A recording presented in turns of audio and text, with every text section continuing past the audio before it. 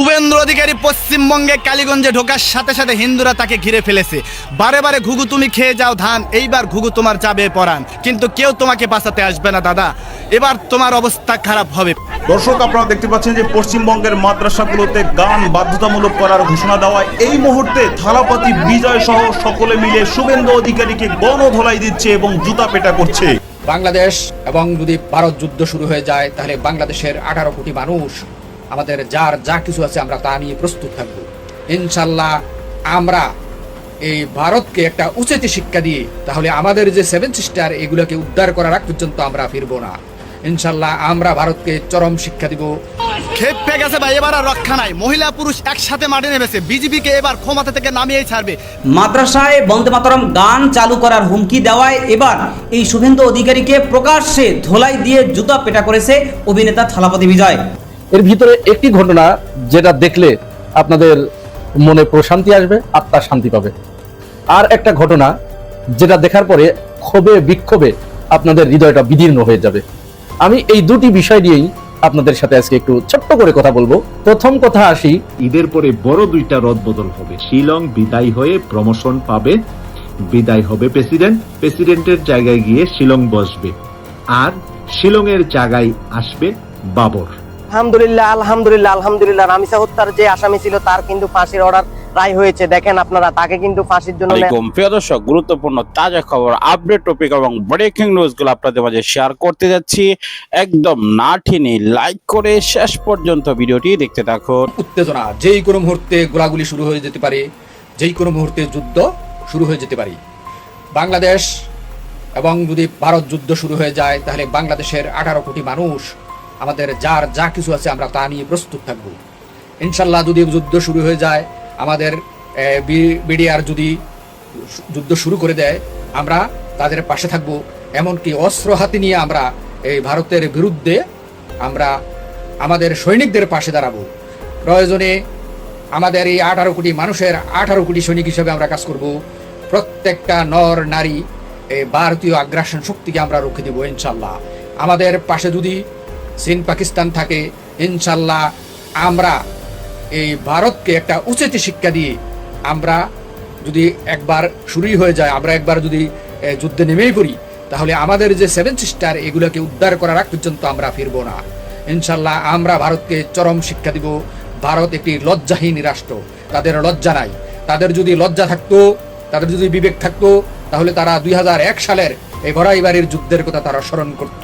তাদের 16টি লাশ তারা ধান খেতে ফালিয়ে দিয়ে চলে গিয়েছিল। কত বড় কাপুরুষ সহকর্মীদেরকে, সহযোদ্ধাদেরকে ফেলে দিয়ে তারা চলে গিয়েছিল। বাংলাদেশের প্রত্যেকটা নাগরিককে প্রস্তুত থাকতে হবে, যেই কোনো মুহূর্তে যুদ্ধ শুরু হয়ে যেতে পারে।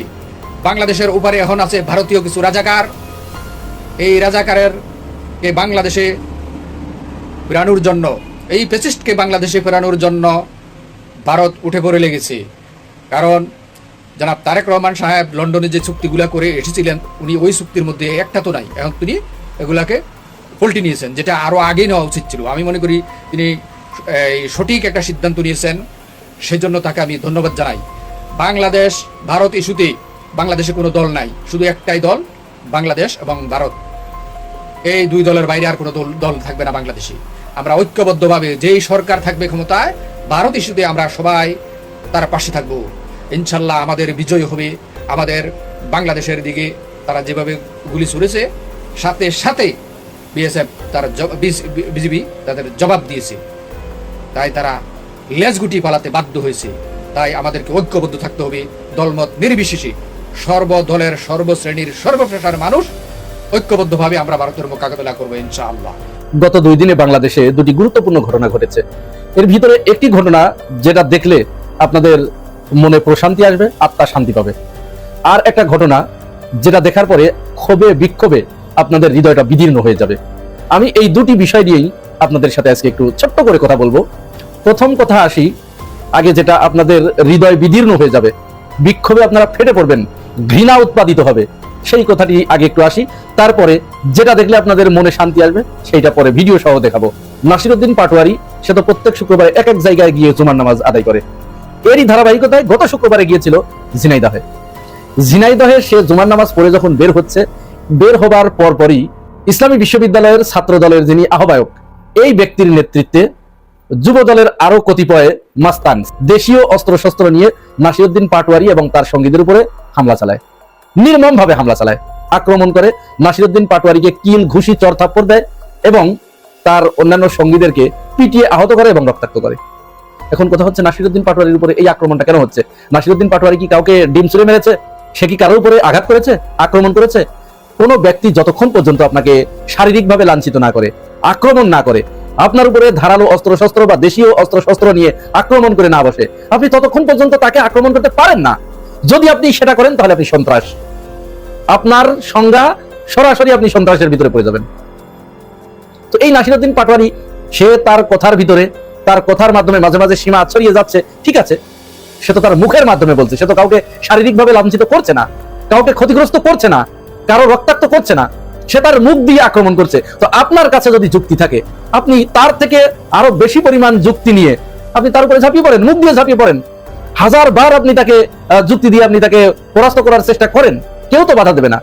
যেমন এই যে রাশেদ খান, পোল্টিবাজ নেতা আর কি, ডিগবাজ, এই তো ছোট্ট কালকের ছেলেটা খুব রাজনীতিবিদ হয়ে গেছে এখন, একেবারে পুরা পোল্টিবাজ, মানে মুনাফেকের যে আলামত চারটা, এই চারটা আলামতই এই ছেলের ভিতরে আছে। পুরা মুনাফেক বললে আব্দুল্লাহ বিন উবাই যদি আপনারা কাউকে মনে করেন, এই ছেলেকে দেখে নিন।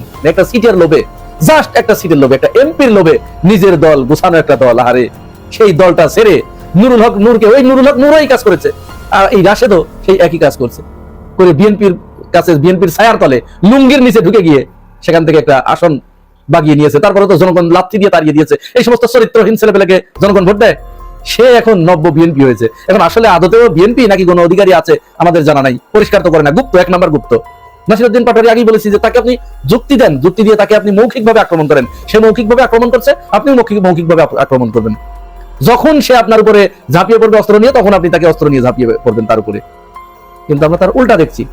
এই রাশেদ খান, সে জামাত ইসলামকে বা এনসিপির ছেলে মেয়েদেরকে অমানুষ বা শুয়োরের বাচ্চা ইত্যাদি শব্দে সে ভূষিত করার চেষ্টা করছে। এদের দ্বারা এই দেশ কি আশা করতে পারে? এরা কি এই জাতিকে কি দেবে? মামলা হয়েছে, তারাও কিন্তু উল্টা নাসিরউদ্দিন পাটোয়ারি সহ এনসিপির 22 জনের নামে মামলা করেছে। তাহলে মিটে গেল, তারাও মামলা করেছে। হামলাটা তো তোমরা করেছো ভাই, হামলা তো এনসিপি করে নাই। এনসিপির উপরে তোমাদের হামলা কেন করতে হলো? এত হঠাৎ করে পেশি শক্তি বেড়ে গেল, এত গায়ের জোর বেড়ে গেল যে এনসিপির উপর হামলা করলে, আবার তার উপরে মামলা করলে 22 জনের নামে। আচ্ছা, মামলা করেই শুধু ক্ষান্ত নয়, এই তাদের নামে যে মামলা হয়েছে, এই মামলা প্রত্যাহার করার দাবি নিয়ে থানায় যে এইভাবে আক্রমণ করেছে, চিন্তা করতে পেরেছেন এই থানা এখন কাদের? থানা এখন তাদের, বিএনপির। তাহলে এটা তো আগলে রাখা তাদের দায়িত্ব। তাহলে বেড়া যখন ক্ষেত খায়, রক্ষক যখন ভক্ষক হয়, তখন আর কিছু থাকে? এদেশের আইন শৃঙ্খলা আর থাকে? আইন শৃঙ্খলা কোন পর্যায়ে চলে গেছে এবার চিন্তা করেন। এই হলো বর্তমান ছাত্র দল এবং যুব দলের অবস্থা, বিএনপির অবস্থা। যাই হোক, এবার চলেন আমরা ওই যে চক্ষু শীতলকারী, অন্তরে প্রশান্তি দানকারী একটি ভিডিও দেখব। ভিডিওটার ছোট্ট একটু কথা আগে বলে নেই, তারপরে ভিডিও দেখে শেষ করে দেবো। দহগ্রাম সীমান্তে বিএসএফ বিজিবিকে না জানিয়ে সেখানে জোর করে খুঁটি কাটতে এসেছিল সীমান্তের 150 গজের ভিতরে। আপনারা জানেন আন্তর্জাতিক সীমানা যে আইন আছে, এই আইন অনুযায়ী উভয় দেশ, পার্শ্ববর্তী সীমান্তবর্তী দেশগুলো তাদের নিজস্ব জমি থেকে 150 গজ জায়গা রেখে তার ভিতরে 150 গজের ভিতরে সীমানা চিহ্নিত করতে হয়।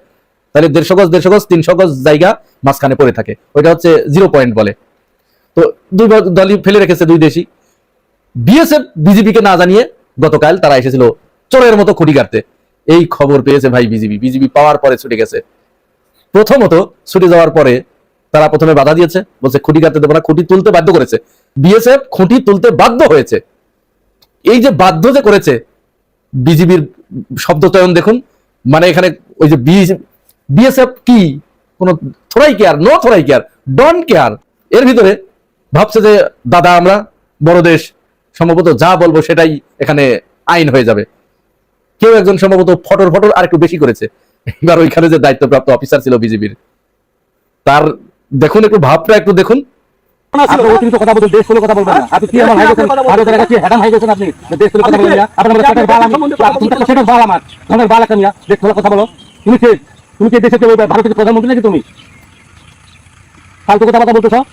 এই যে তার যে শব্দ চয়ন, তার যে বডি ল্যাঙ্গুয়েজ, তার যে গেস্টার পোস্টার, তার যে মুভমেন্ট, এইটা দেখে বিএসএফ এর ভয়ে আত্মা থরথর করে কাঁপতে কাঁপতে তারা পরে খুঁটি ওখান থেকে তুলে নিয়ে পালিয়ে যেতে বাধ্য হয়েছে। এটাই বাংলাদেশ। দীর্ঘ 19 বছর পরে সীমান্তে এই ধরনের সাহসিকতা, বীরত্বপূর্ণ চরিত্র উপস্থাপন করলো বিজেপি।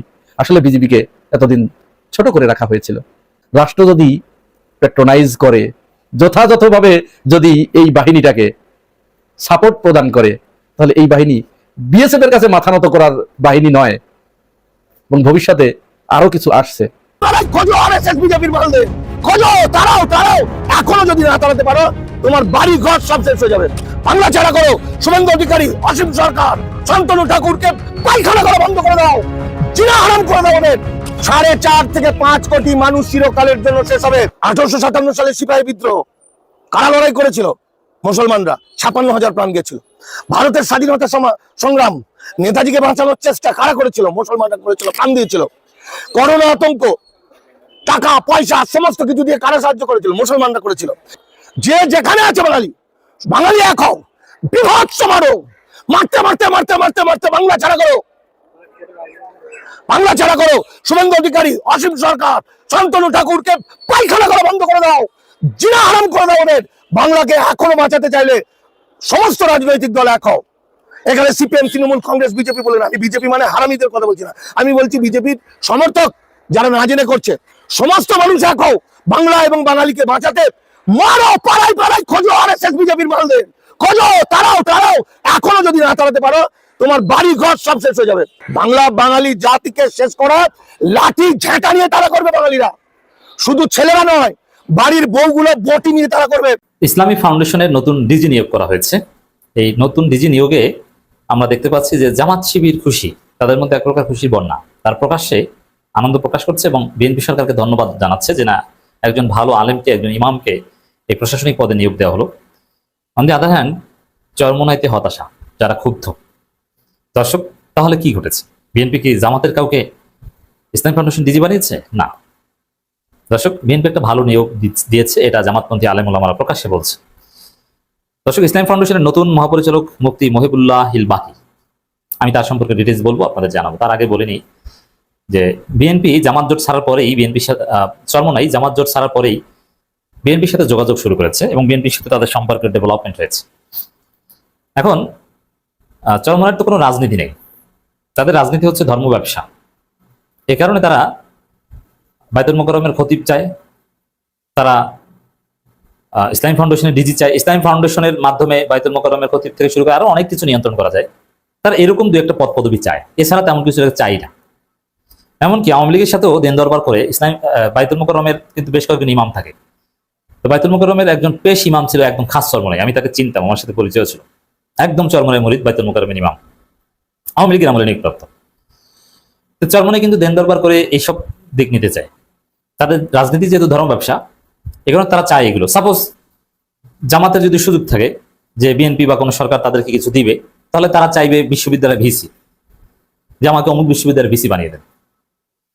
আর চরমোনাই চাইবে কি, যে আমাকে মসজিদের ইমাম বানিয়ে দেন। বিশেষ করে বাইতুল মোকাররম তাদের ফার্স্ট টার্গেট। আর ইসলামী ফাউন্ডেশনের ডিজি যদি তারা পায়, তাহলে তো খুশিতে খুশি। ইসলামী ফাউন্ডেশনের ডিজির মাধ্যমে সারা বাংলাদেশের মডেল মসজিদ থেকে শুরু করে আরো অনেক কিছু নিয়ন্ত্রণ করা যাবে। আর মসজিদ ভিত্তিক নিয়ন্ত্রণই চরমোনাইয়ের রাজনীতি, এবং তাদের রাজনীতি বেসিক্যালি জামাত বিরোধী রাজনীতি। তো জামাতকে এইসব জায়গা থেকে মাইনাস করার একটা কাজ করতে পারত। এ কারণে ইসলামী ফাউন্ডেশনের ডিজি এটা কয়েকটা গোষ্ঠী নেয়ার খুব চেষ্টা করেছে। আর চরমোনাই চেষ্টা করেছে। জমিয়ত যেহেতু কিছু পায়নি, একদম বঞ্চিত দল, বেশ কয়েক জায়গায় জমিয়তকে নমিনেশন দিয়েছিল বিএনপি, কিন্তু একজন এমপি হতে পারেনি, মহিলা এমপিও গিফট করেনি, বা অন্য কোনো পদ পদবিও দেয়নি। বাইতুল মোকাররমের খতিব থেকে শুরু করে কোনো কিছু দেবে না। তারা চেয়েছিল ঠিক আছে ইসলামী ফাউন্ডেশন ডিজিটা দেন, তাও দেবে না, তাও দেয়নি। তো জমিয়ত চেষ্টা করেছিল, চরমোনাই চেষ্টা করেছিল, কেউ পায়নি। আহলে হাদিসের কয়েকটা গোষ্ঠী, বিশেষ করে জমিয়ত আহলে হাদিস, তারা সিরিয়াসলি চেষ্টা করেছিল। যদিও অনেকে এই মহিবুল্লাহ বাকি, তাকে কেউ কেউ আবার আহলে হাদিস মনে করে খুশি হয়েছেন, বাট তিনি নট আহলে হাদিস। আহলে হাদিসের চেষ্টা করেছিল, কিন্তু কাজ হয়নি। কিন্তু আমরা দেখতে পাচ্ছি যারা চেষ্টা করেনি তারা খুশি। জামাত কোনো চেষ্টা করেনি, কারণ কেন করবে? জামাত তো জানে যে তারা বিরোধী দল, অতএব তাদের পন্থী কাউকে এখানে ভুলেও ইসলামী ফাউন্ডেশনের ডিজি বিএনপি সরকার বানাবে না, ইটস ভেরি নর্মাল। বরং এরকম কেউ থাকলে তাদেরকে বাদ দিবে। যেমন জামাতপন্থী ভিসি দুই একটা বিশ্ববিদ্যালয় যারা ছিল সব বাদ দিয়ে দিয়েছে। জামাতপন্থী কারো নাম গন্ধ বিএনপি কোনো প্রশাসনিক পদে রাখবে না, ইটস ভেরি সিম্পল। কোনো রকম প্রিয় দর্শক, সম্পূর্ণ ব্রেকিং নিউজ এবং আপডেট টপিক গুলাই আপনারা অবশ্যই বুঝতে পেরেছেন। ভিডিওটি গুরুত্বপূর্ণ ছিল। আপনারা সকল আপডেট ব্রেকিং নিউজ গুলা পাওয়ার জন্য আমাদের চ্যানেলটিকে সাবস্ক্রাইব করে পাশে থাকা বেল বাটনটি অন করে দিবেন, তাহলে সকল তথ্য এবং আপডেট গুলা আপনাদের কাছে পৌঁছে যাবে। বিদায় নিচ্ছি, দেখা হবে অন্য কোনো ভিডিওতে। ভালো থাকুন, সুস্থ থাকুন। আসসালামু আলাইকুম রহমতুল্লাহ।